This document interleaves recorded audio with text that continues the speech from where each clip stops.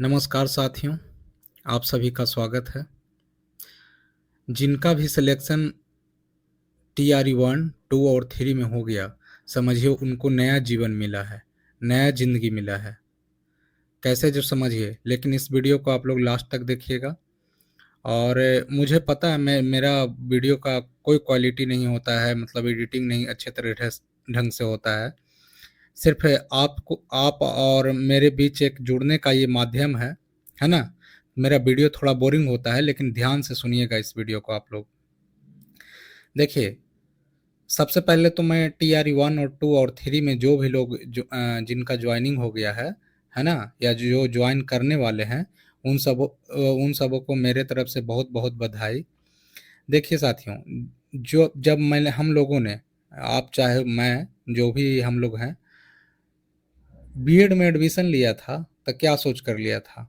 यही कि अपने परिवार के पास, अपने घर वालों के पास मुश्किल से 25 से 30 किलोमीटर के दायरे में नौकरी मिल जाएगा और अपने परिवार के साथ रहेंगे, है ना? यही सोचकर एडमिशन लिया होगा, है ना? और शिक्षक का नौकरी कैसा नौकरी होता है, जो तो आप लोग जानते ही हैं। 5 6 घंटे बच्चों के साथ खेलते खेलते कूदते हुए पढ़ाइए, फिर अपना घर जाइए। ये नौकरी होता है। तो हम लोगों ने सब यही सोचकर नौकरी लिया था कि अपने परिवार वालों के पास रहेंगे। बिल्कुल, टीआरई 1 और टीआरई 2 में जब लोगों का नियुक्ति हुआ, तो बहुत सारे लोग जो हैं परेशान हो गए थे। लेकिन जब टीआरई 3 का नियुक्ति हो रहा है, जॉइनिंग हो रहा है, और लोगों का जो टीआरई 1 और 2 वाले थे, उनका ट्रांसफ़र पोस्टिंग हो रहा है। तो पता है कितना किलोमीटर? मेरे दोस्त के कुछ परिवार लोगों को भी हुआ है। हालाँकि उनका कैटेगरी अलग था। उनका हुआ है, पता है, 3 किलोमीटर के दायरे में, 3 किलोमीटर के दायरे में जॉइनिंग हो रहा है, मात्र 3 किलोमीटर, सोचिए। इससे अच्छा नौकरी क्या हो सकता है ना? आप उठा कर देखिए, बहुत सारा नौकरी है जिसमें इससे ज़्यादा भी पैसा है लोग, लेकिन बताइए, इस टाइप का नौकरी आपको, शिक्षक के नौकरी से बेहतर आपको नौकरी कहीं समझ में नहीं आता होगा। अपने घर में रहना है, अपने परिवार के साथ रहना है, अपने माता-पिता के साथ रहना है ना? तो देखिए, इस वीडियो का मेरा बनाने का एक और मकसद है कि अभी जो हम लोग का जो समय चल रहा है, ये जो समय होता है, सबसे कठिन समय यही होता है, क्योंकि नोटिफिकेशन का कोई अता पता है नहीं, है ना? कोई भी शिक्षक बोलते हैं, या तो फिर जब तक सरकार की तरफ से कोई सूचना नहीं आता है, जब तक शिक्षा विभाग या तो बीपीएससी की तरफ से कोई लिखित सूचना नहीं आता है, सारे लोग, जितने भी पटना के टीचर हैं, पटना से बाहर के टीचर हैं, सारे लोग एक अनुमान लगाकर बोलते हैं, है ना? कुछ लोग ये भी बोल रहे हैं कि मैंने जाकर शिक्षा मंत्री जी से मिला, और कुछ सरकार में लोग हैं, उनसे जाकर मिला, टीआरई 4 के बारे में चर्चा किया, बोले कि आएँगे। क्या आपको उनके द्वारा मतलब बोला गया कि टीआरई 4 आएगा? मुझे पता है टीआरई 4 आएगा, लेकिन कब आएगा इसके बारे में सही से कोई बताने को तैयार नहीं है ना? और कोई भी जो सरकार में बैठा हुआ है, अभी नज़दीक चुनाव है, कितना भी आप निकट रहिएगा, कितना भी नज़दीकी आदमी रहिएगा, कोई आपको ये कह देगा कि नहीं आएगा, वैकेंसी नहीं आएगा, चुनाव का समय है, आप लोग बात को समझिए। लेकिन हम लोग को थोड़ा-सा परेशान नहीं होना है, यही समय होता है ना? मैं अपना कहानी बताता हूँ, यही समय होता है, आप लोग पढ़ाई ढंग से नहीं करते हैं या हम लोग पढ़ाई ढंग से नहीं करते हैं, तो सिलेक्शन में 1-2 नंबर से छूट जाता है।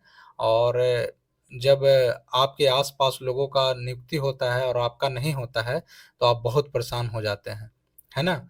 देखिए, समझिए मेरी बात को, जब मैं टीआरई 1 दिया था, मेरा जो सबसे पहले बीएड है, 20-22 सेशन मेरा बीएड हुआ। उसके बाद पेयरिंग में ही मैंने सीटेट दिया, पेपर 1 और पेपर 2, मेरा दोनों पेपर निकल गया था। और जैसे इस टाइम अभी 23 और 25 वाले जो माँग कर रहे हैं कि हम लोग को भी शामिल किया जाए, हम लोग भी उस समय जो हैं 20-22 वाले को शामिल करने के लिए, जब टीआरई 1 आया था, तो पूरा प्रयास किए। हम लोग को उस मार्च या अप्रैल में हम लोग को कॉलेज से सर्टिफिकेट मिला था, क्योंकि उस समय कोरोना का काल था, कोरोना में डिले हो गया था। हम लोगों ने बहुत प्रयास करके सर्टिफिकेट मँगवाया, सरकार को रोक कर रखा, है ना?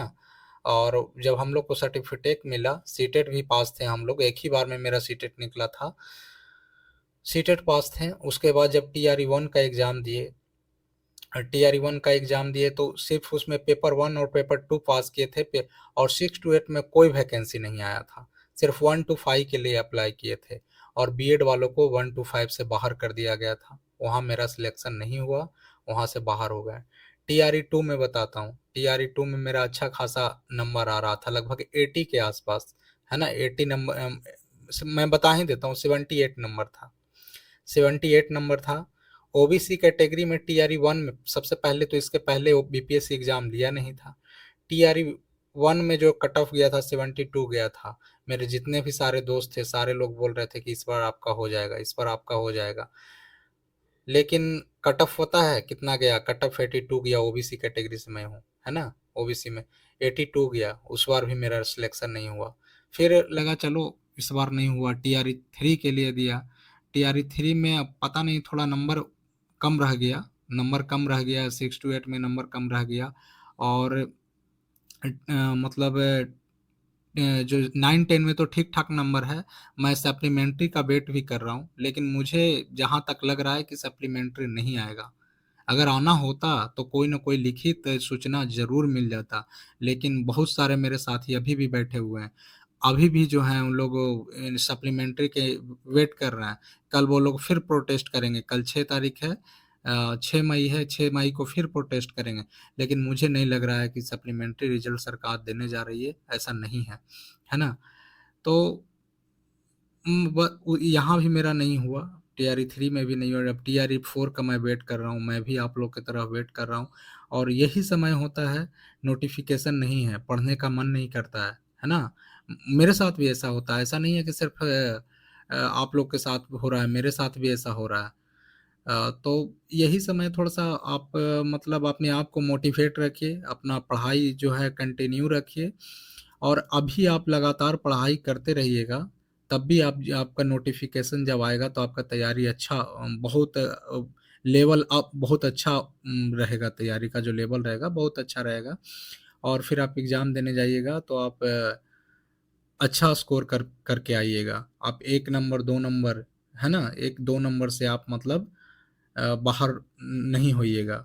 अगर आएगा चुनाव के पहले तो आपका वैकेंसी आना ही है, ये तो तय है, चुनाव के पहले वैकेंसी आएगा। मैं फिर बोल रहा हूँ, इसका एग्ज़ाम होगा कि नहीं होगा ये नहीं कहा जा सकता है, लेकिन वैकेंसी आएगा, या हो सकता है सिर्फ अभी जो भी शिक्षक बोलेंगे सब अनुमान से लगाएँ, या हो सकता है एग्ज़ाम भी हो जाए, है ना? हम लोग पिछले वीडियो में बोले हैं कि पूरा प्रयास करेंगे कि एग्ज़ाम हम लोग करवाएँ। हम लोग जितना आवाज़ उठाना होगा आवाज़ उठाएँगे कि एग्ज़ाम हो जाए। रिजल्ट हो सकता है डिले हो, है ना? लेकिन रिजल्ट, लेकिन आप लोग को पढ़िए, सबसे ज़रूरी चीज़ है कि यही समय है। इस अपने डीमोटिवेट इसी समय में होता है जब नोटिफ़िकेशन आपका नहीं है ना? एग्ज़ाम होगा कि नहीं होगा, इस असमंजस में पड़े हुए रहते हैं।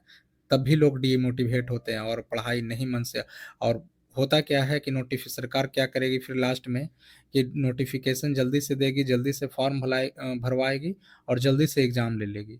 तो फिर आपका जो है मतलब अच्छे ढंग से तैयारी नहीं हो पाएगा, या तैयारी रहता भी है तो कहीं न कहीं मिस्टेक हो जाता है, तो सिलेबस पूरी तरह से कंप्लीट नहीं होता है, जिसके वजह से 1 आध 2 नंबर से सिलेक्शन रुक जाता है। तो यही मैं आप लोग को बस बात करने का एक ज़रिया है, बात करने के लिए आ जाता हूँ। मैं तो मेरा जो है, मैं तो पहले भी बोल रहा हूँ, मेरा वीडियो का कोई एडिटिंग नहीं होता है, कोई क्वालिटी नहीं होता है, मैं सिर्फ़ आपसे बात करने के लिए आ जाता हूँ। और अपने आप को मोटिवेट रखिए, अपने आप को भी मोटिवेट रखिए, और अगर मेरी बात से अगर आप सहमत हैं, आपको लगता है कि ये ऐसा सही है, तो आप लोग कमेंट में ज़रूर, कोई भी सवाल हो, किसी तरह का प्रश्न हो तो ज़रूर पूछिएगा। नोट्स आप लोग का टेलीग्राम पे उपलब्ध है, जाके वहाँ से डाउनलोड कीजिए और अपना पढ़ाई को कंटिन्यू रखिए, और जहाँ से जिस भी शिक्षक से आप पढ़ाई कर रहे हैं, करते रहिए। बस यही कहने के लिए मैं आप लोग को भी चाहता रहता हूँ, कुछ न कुछ जो सूचना रहता है वो सूचना देते रहता हूँ। तो वीडियो अगर अच्छा लगता हो तो आप लोग चैनल को लाइक ज़रूर कीजिएगा, लाइक सब्सक्राइब ज़रूर कीजिएगा। थैंक यू, धन्यवाद।